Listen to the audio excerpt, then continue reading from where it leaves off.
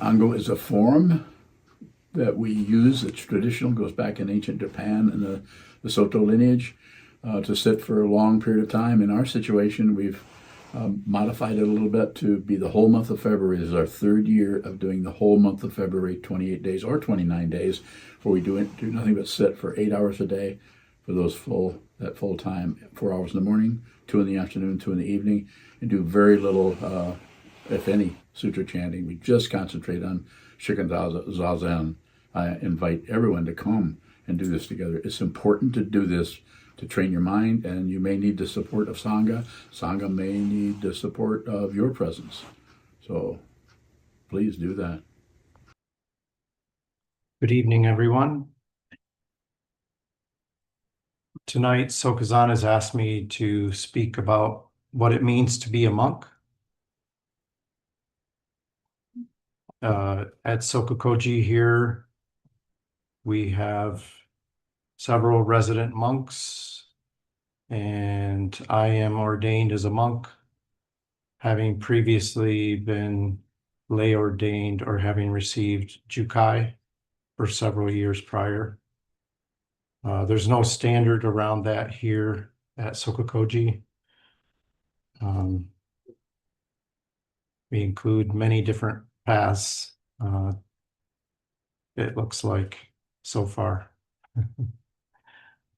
I guess I'll start. Originally, I had been a meditator, had practiced with other communities before I came here. But once I heard SokukoJi speak, actually in Kalamazoo, a city about half an hour from here, where I was living nearby, as soon as I went to that Dharma talk, I had to return to the Kalamazoo group, but I also came that same week to the temple, and I have continued to come almost every week since for 9 years now. And then after 6 years, going on 4 years ago in June, I moved over here to the temple and was ordained as a monk the next day. Of course, before that, having sewn a robe and talked to our teacher, SokukoJi, a good year or more prior to that.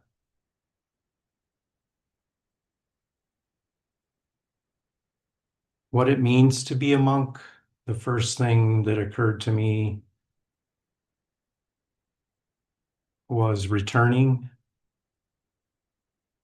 I had a practice and I was returning to this Sangha, the three jewels, the Buddha, the Dharma, and the Sangha, regularly. And for practice, it feels like it's very important for me to return. And I was doing that, but it seemed like the more I did that, the more I saw how I could easily wander off and do something else. So receiving the vows, looking at those our 16 precepts, which we received when we received lay ordination, and then again when we are ordained, those seemed helpful to me for returning.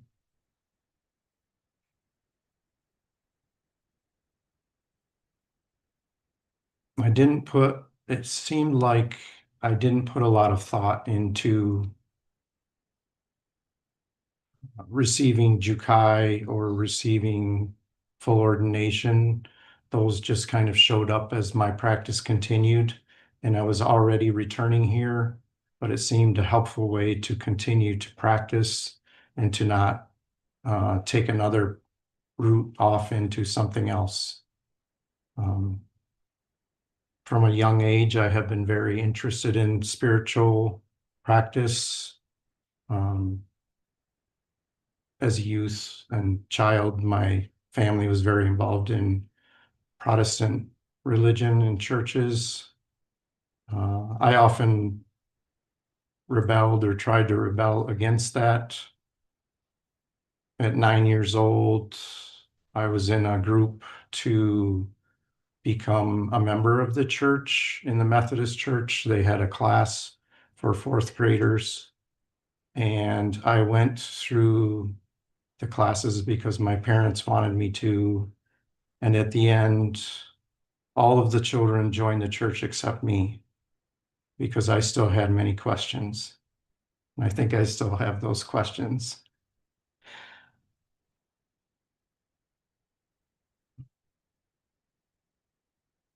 There are many paths, and somehow here I am on this one. And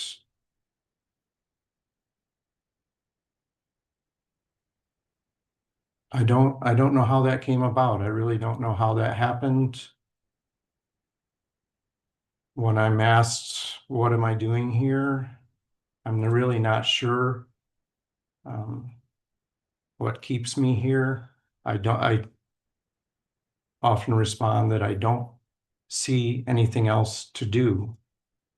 It just seems like this is what I need to do, and I don't see another uh, strong alternative. It seems like things may show up. I could spend more, I work full time and I could do more overtime. I could get more things. I could buy a house. There are many things that I think about, but none of them seem to draw me in. So here I am as a monk.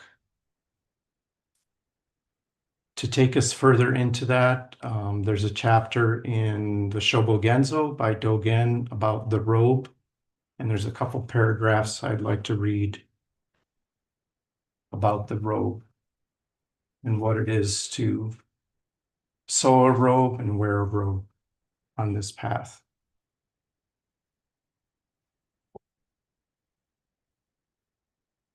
And in the Shobogenzo, there is a chapter called The Power of the Robe, chapter 13.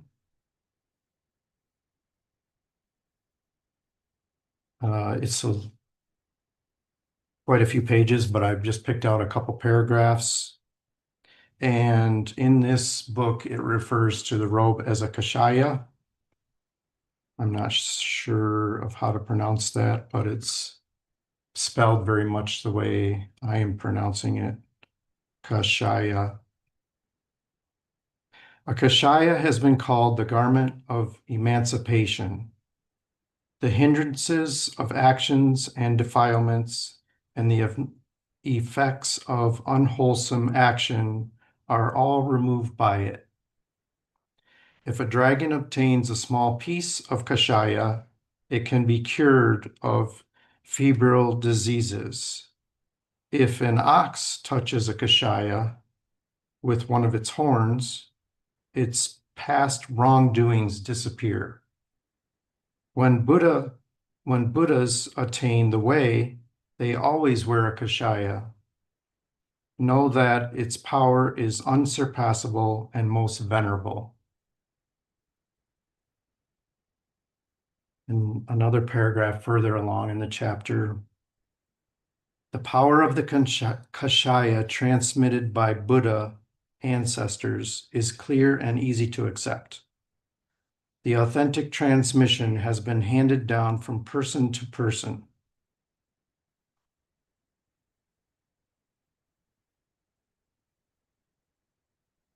And that particular sentence,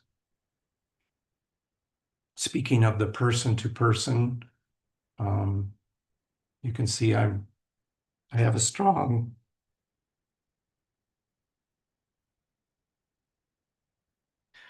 resonance or emotion that shows up around that person to person.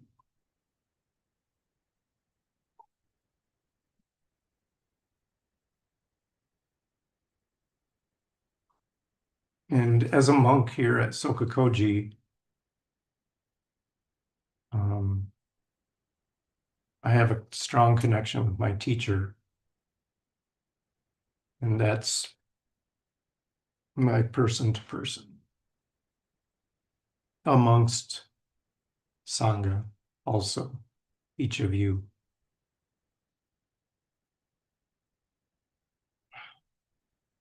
The true form has been shown to us directly. It still exists as this Dharma has been inherited up to the present.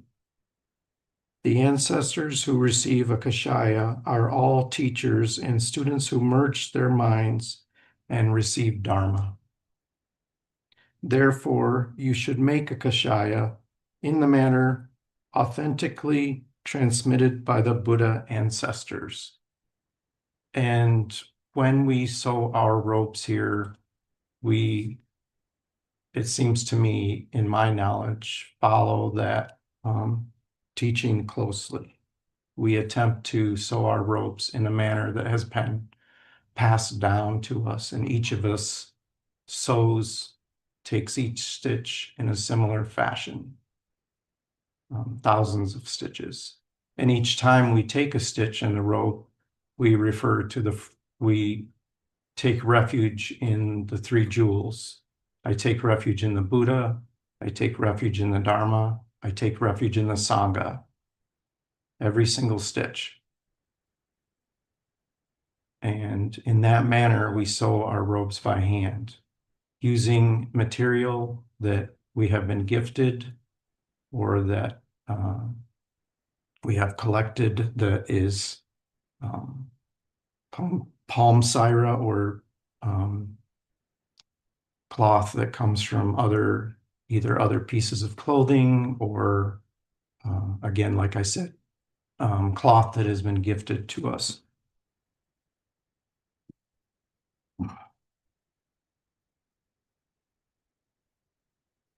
So again, all of this, to me, the robe included, seems to bring me back to returning to the path, returning to the practice. And the robe is just one more crutch or symbol of returning to what all the Buddha ancestors have returned to. As we are able, each monk's path is different. Each way of relating to the Dharma is different. And that's part of what it means to me to be a monk, is that there is no prescribed exact formula for this. And on this path and the way we practice, each situation, each day, each minute, each second, each time we offer incense to the altar is unique.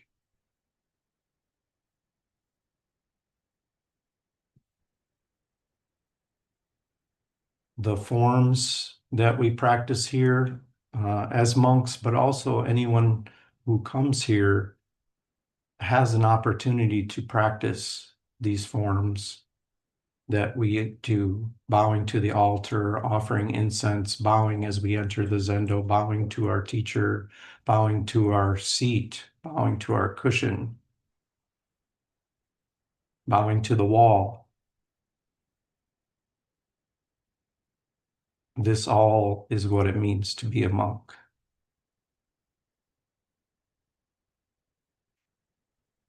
And so in this way, we are all monks. We're all bowing to finding the truth, bowing to our cushions,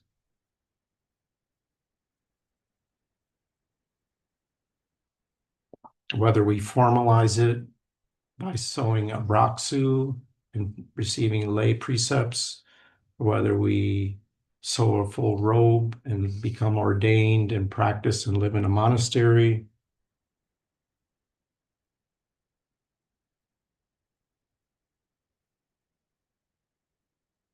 The way that we practice and seek the truth, which is definitely my original inspiration for spiritual practice from a young age, is to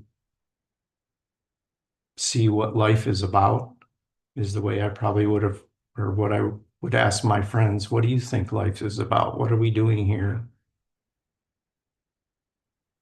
And somehow it came to where I am sitting up here talking about that with you today.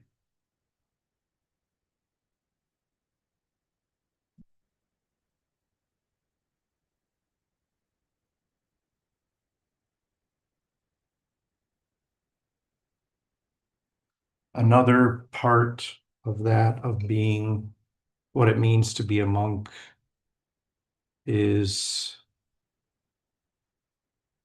service, or as we often say here, putting others before ourselves. We receive the vow, the Bodhisattva vow, to save all beings, to be with all things. That resonates with me. I think in my life I've attempted service over and over again, thinking I could do that or be that. I was in the Peace Corps, volunteering.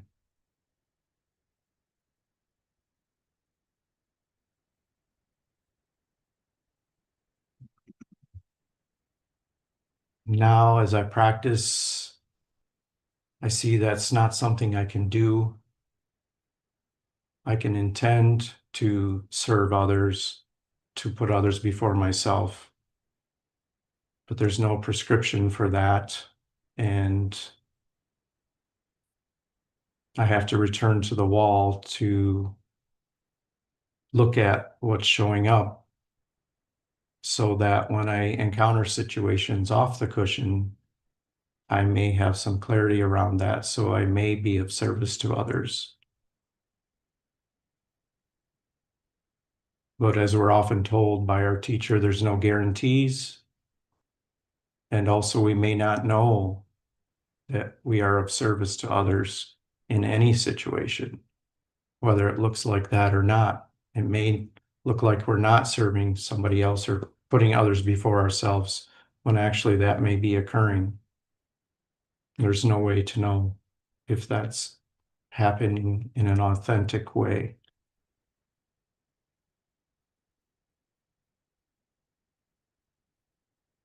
So again, back to where I started, returning to this practice, returning to the forms, returning to the Buddha,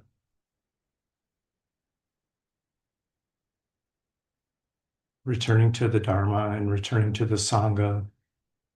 This seems what it means to me to be a monk, if I have to put that into words.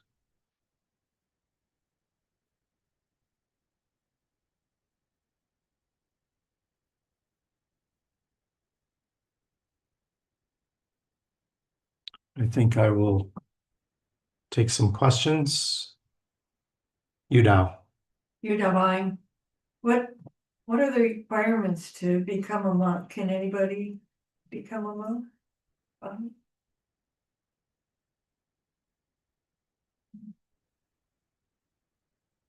I think anybody can become a monk. I think the requirements come from inside.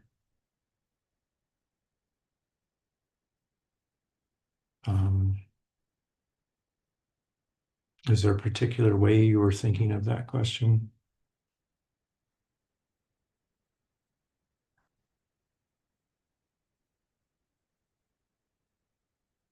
I think, no. Just wondering if, I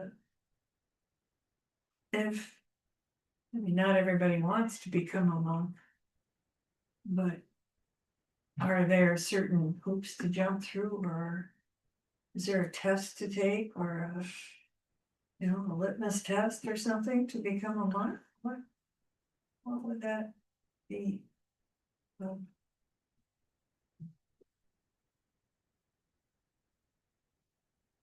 I think ultimately there isn't a particular way, but in our particular lineage, in this monastery,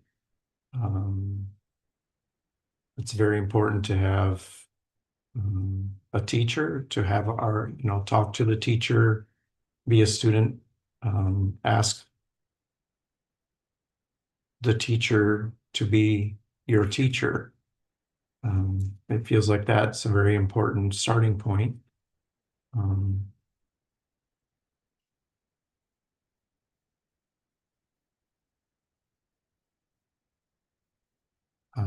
Meditation, the sitting practice seems to be important, but nobody's going to, at least in my experience, going to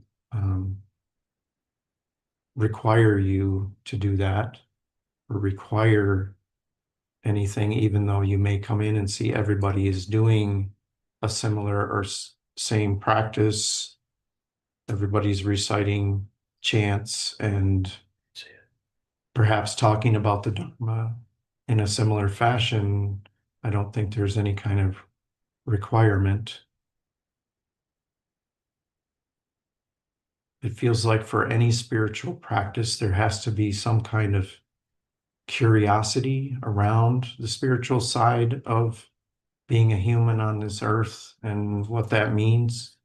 Otherwise, why would you even be here looking? What would cause you to seek? You don't. You're going, well, once you become a monk, can you just decide not to do that anymore? And is are there consequences there, or is how committed are we when we become a monk?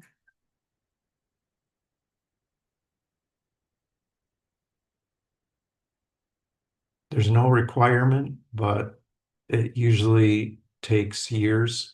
And most of us have had sat for many, many hours and returned a lot to practice. Every single monk in this monastery that I can think of has done that. Now, several have left. Some have turned in their robes. Some have left without turning in their robes. That looks like a huge variety of situations that I don't understand. I feel like once you receive the vows, whether you stay here or leave, at least to me, it feels like that stays with you regardless. You can't, I think Sokuzan often says you can't give that back, even though you may want to, or you may turn in your robes, and you can do that. But yeah, once you commit and spend that much time sitting, it seems like, I guess it's possible that you could totally forget it and go on your way, but that seems like by the time you receive and have sewn thousands of stitches in a rope, reciting the refuge vows to return to Buddha, Dharma, and Sangha, it seems like that would be very hard to forget.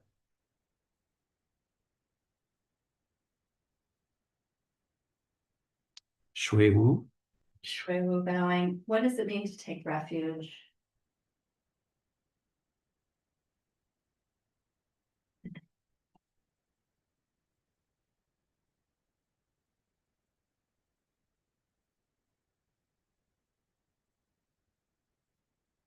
Refuge in the Buddha.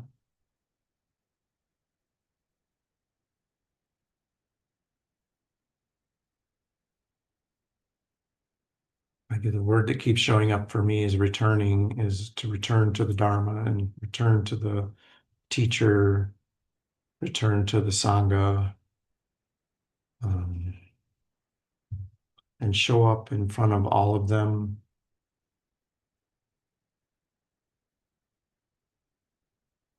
Including all of those three jewels.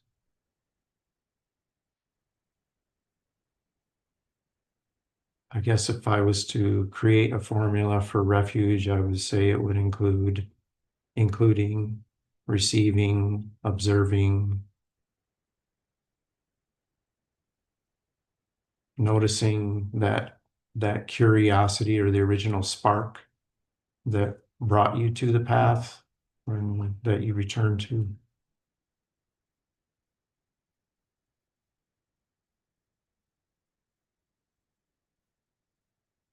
Chandrama. Kanjamabai, you are using the word return. What does that actually mean? What does return look like or mean to you?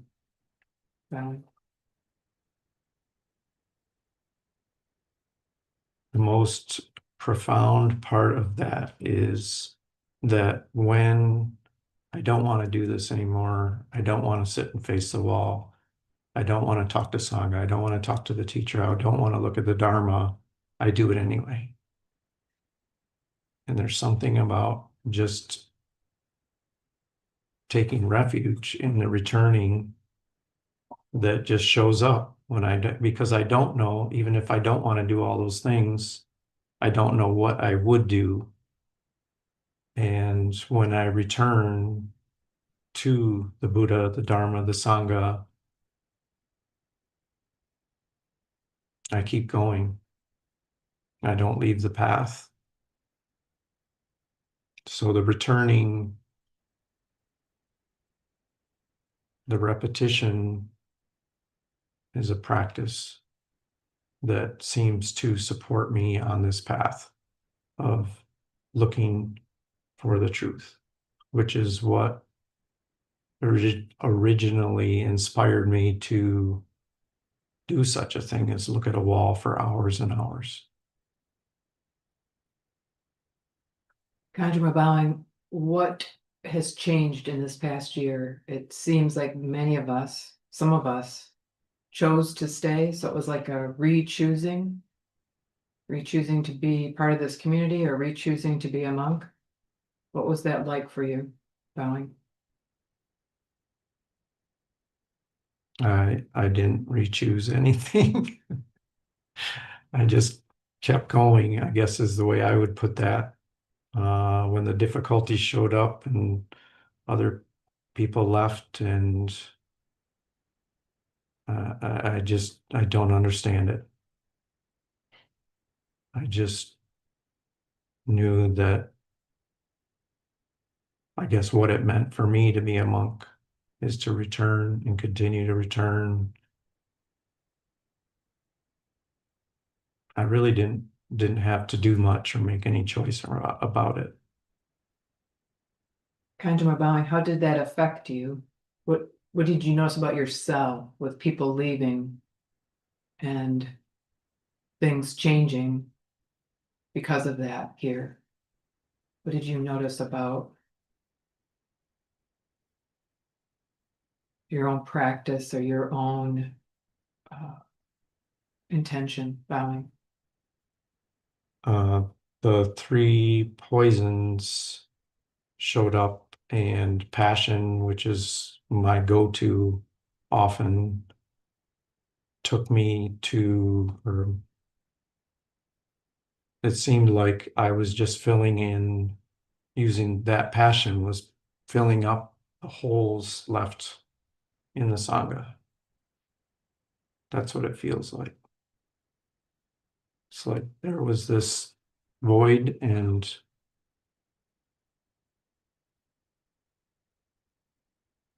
yeah, I feel, when I can fill those spaces in the practice or in the forms that we need. And I didn't really think about it. That's what I did, or what I do. Kanjamabai, you've said a couple times, I didn't really think about it, I just did it. Is that ignorance? Yes.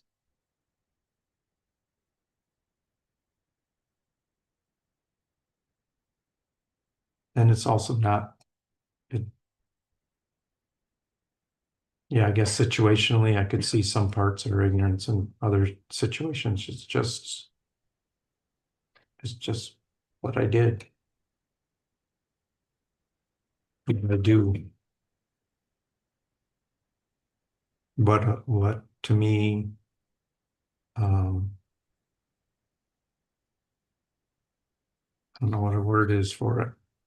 Monkhood. I'm here, I'm practicing, I want to see the truth. I have a teacher, I have a Sangha, I have, yeah, Dharma. So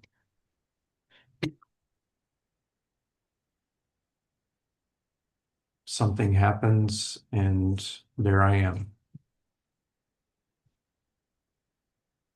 Sometimes it's out of ignorance and sometimes it's just that was what I did. SokukoJi. So how would that not just be some kind of a default? Like Anjama was talking about ignorance. So it's just like, are you coming up against that and it's just too difficult to look at? So you're just defaulting back into a safety zone of being a monk? Or is it showing up? I'm not giving you choices. I'm just asking you to talk about it a little bit. I don't think it's an either or.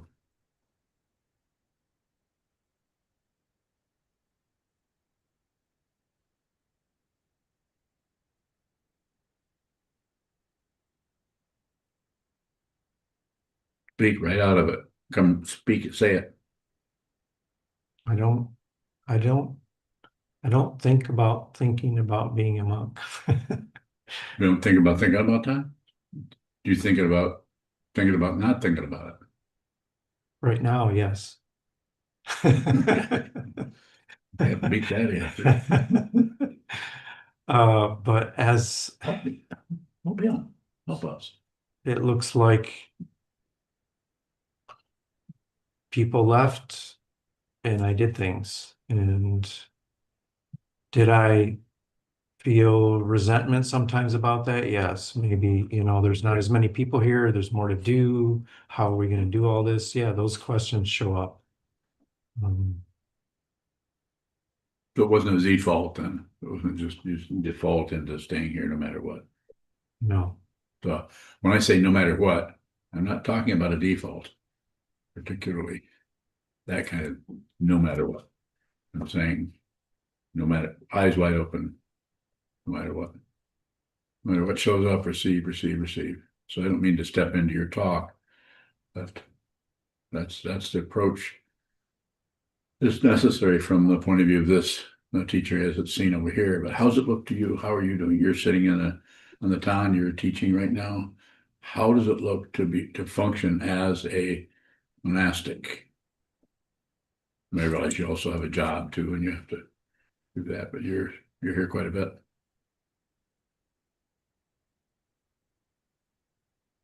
I return to the forms and I receive those as much as I can. And that feels like the path to me that I need that practice. I don't feel like I'm missing out on, name it, whatever entertainment, pastimes, other things. I feel like this is my pastime when I'm not at work. This is where I am, where I need to be. I have no regrets or ideas about, well, probably ideas about other things, but no like uniform, consistent thoughts of escaping.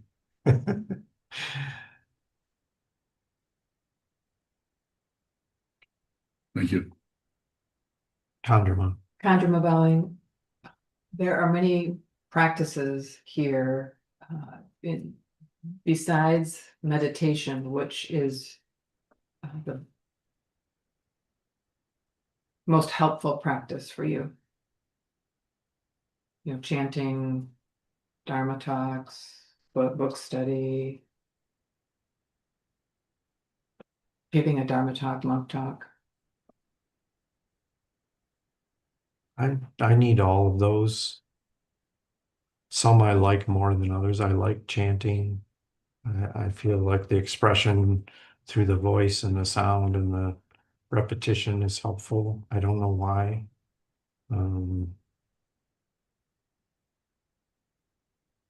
Dharma talks. I like the, what don't I like? I guess when you the part that's hardest, or that at times I really don't like, is facing my own mind, facing my own thoughts and emotions, and having to see my shame, my pride, um, my sadness.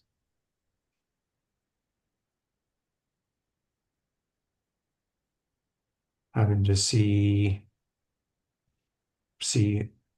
those around me have to look at that too. That seems hard sometimes, seeing somebody taking a hard look at things.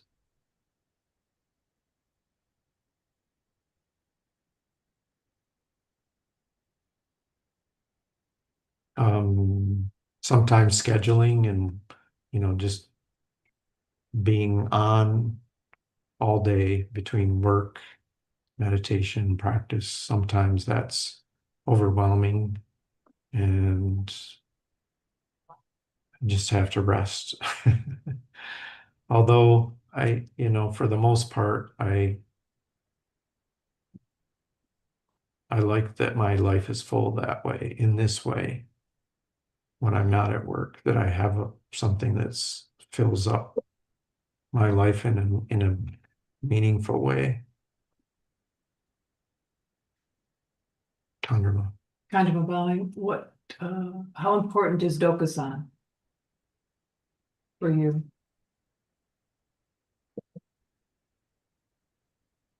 I don't have a lot of dokasans, and I'm not sure what that's about.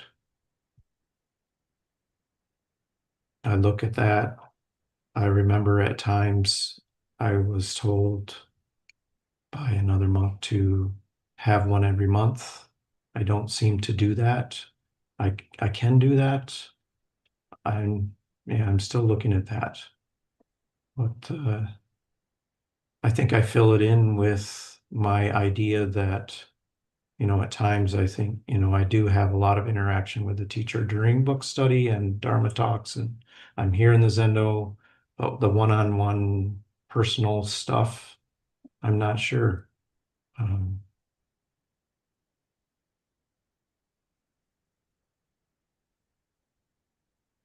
I know in the past when we had a lot more people, I would tell myself the story, well, I don't need it. I'll let them have the time, or da da da da. I made up stories about it. Now I don't have that excuse that I was formulating.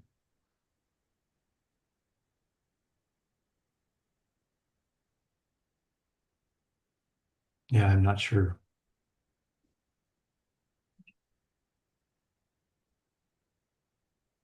Any questions on Zoom?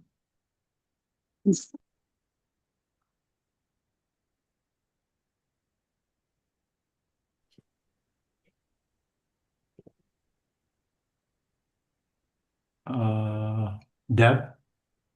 Deb Bowing, when you talked about the three jewels, and some asked you a little bit more about that, about the refuge part of it. I'm wondering about the returning or take refuge in the Buddha. For me, somehow take refuge in the Dharma. I've got a good concept of what that is, because I do book study and I can say that perhaps that's my way of doing that part of it. And then returning to Sangha, similar, because I'm sitting with y'all often. So what might you explain in a way that, I don't know, return to the Buddha, what the Buddha symbolizes for you, or how you might help me look at it, Bowing? What's coming up first is the robe, and the ancestors, and transmission person to person of the teachings in a situation, the Buddha. It's you can't find that in a book. You can't find that in the community, although you can. You can find pointings at that, and you can in Sangha. And there's a way, it seems like there's a way you could look at all of them as Buddha. But I think that one-on-one interaction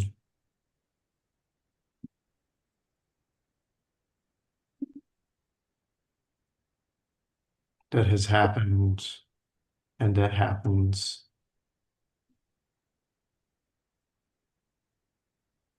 noticing how that shows up or manifests in a situation that can't be repeated again and again and again. To me, that is a refuge in the Buddha, or one way of that showing up. Thank you. When I come to my altar, I will say sometimes I take refuge in Buddha, and I say teacher right after that. And of course, my picture of SokukoJi is there next to the Buddha. Is that one way to approach that taking refuge? Not approach. I don't know what the word is I'm trying to find, but in directing my attention to the teacher, is that Buddha bowing? Yes. That sounds to me like your practice, you're appropriate. Thank you. Bowing. Here, I think.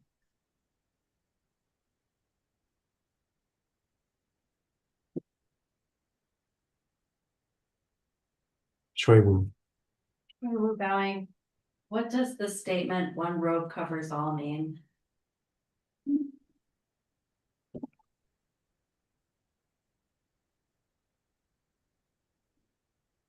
When I've heard that,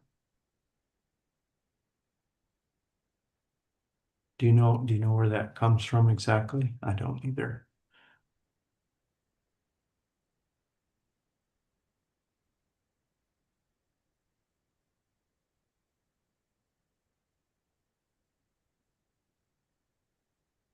Be with all things, put others before yourself. There is nothing that isn't the Buddha.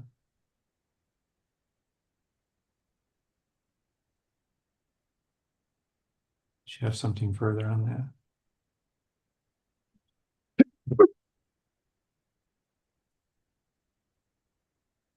I have a couple more minutes. Is there another question?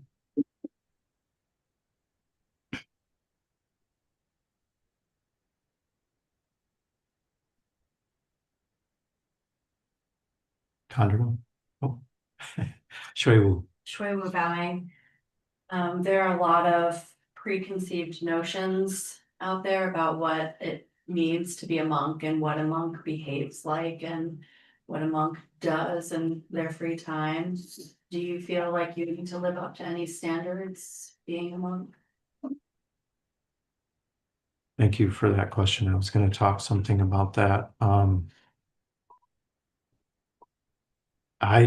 In this situation as a monk at SokukoJi, I think the standards will come out of not from anything that's required or set up. It'll probably just look like something needs to happen. One standard we do have is all the males, we shave our heads. That doesn't feel like a big issue to me. Because I was already going bald and I was already intending to shave my head. So I have anything that I feel like I have to give up or leave behind. I mean, at times I do, but trying to think of what something might be.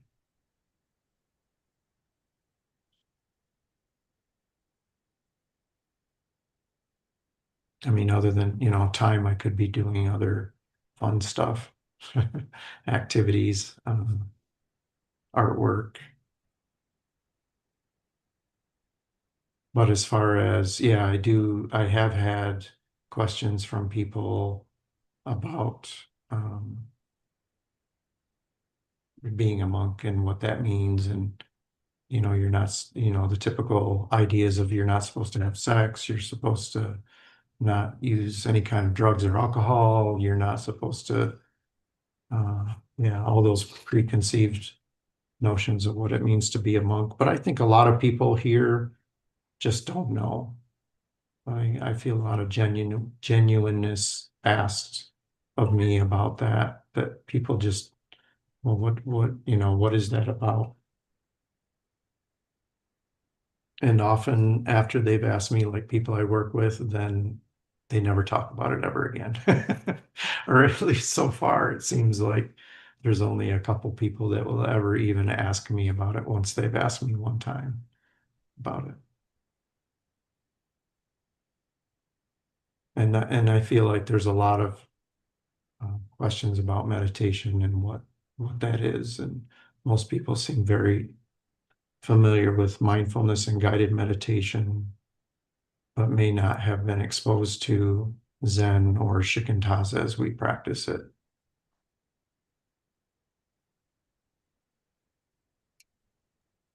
Deb, Good bowing. What is the difference between sewing a raksu and a robe? Bowing? size. Well, and also that once you have sewn a raksu, you receive the lay precepts and you receive the exact same precepts when you sew a robe. The ceremony is almost the same, other than you're presented with robe and we also receive a mala and bowls and things as a monk. And we also receive a mala for Jukai, a different one.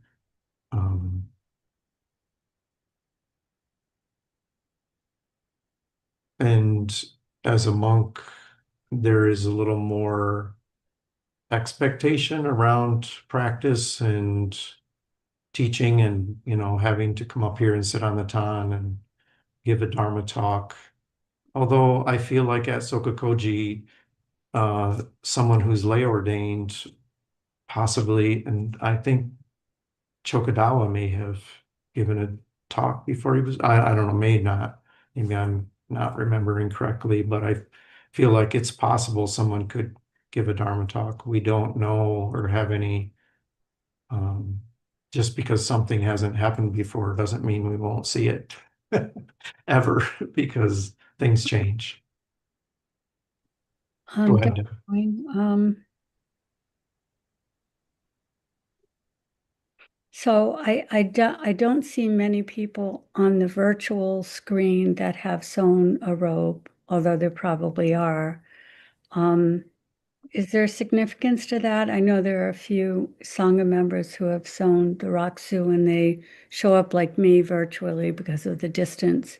Is there any significance to that bowing? Meaning,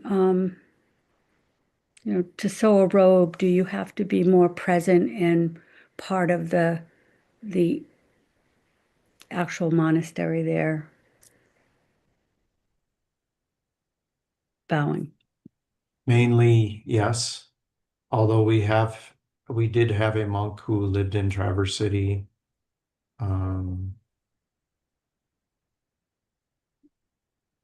But in general, it is much more helpful, it feels to me, to the practice if you can be here and be present and participate as much as possible. Otherwise, why go to the difficulty of sewing a robe and committing to a practice when you're not going to be here? It feels like, yes, as a monk, there's slightly more or possibly a lot more for some individual more power in that, or more need to return, or more glue, as Sokuzan often says. The vows help glue us to the path and help us return. And I definitely find it helpful, since I am in this practice and I am in it to see the truth. It does feel helpful to me to have received the vows again and sewn a robe, and to participate in whatever I can.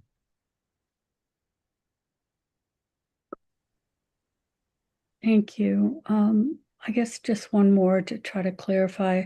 So sewing a raksu, is there less commitment, would you say, or is it the same intention as as sewing a robe? Same intention as not having sewing a raksu or a robe? Bowing. Same or different is hard to say. I feel like you can have the intention to see the truth no matter what, regardless of whether you sew a robe or a raksu, or just attend regularly and look and have a teacher seems important. It could be more, but there's no requirement. Like if you're ordained, chances are you're going to be asked more and be exposed more, but not necessarily. There are plenty of people who have come here and lived, and who participate online even as much or more than people who live here. So I don't think there's any prescribed yes or no uniform answer to that. Thank you. Bowing. Thank you. That will be the end of the talk for tonight. Thank you for all your questions. We will dedicate the merit.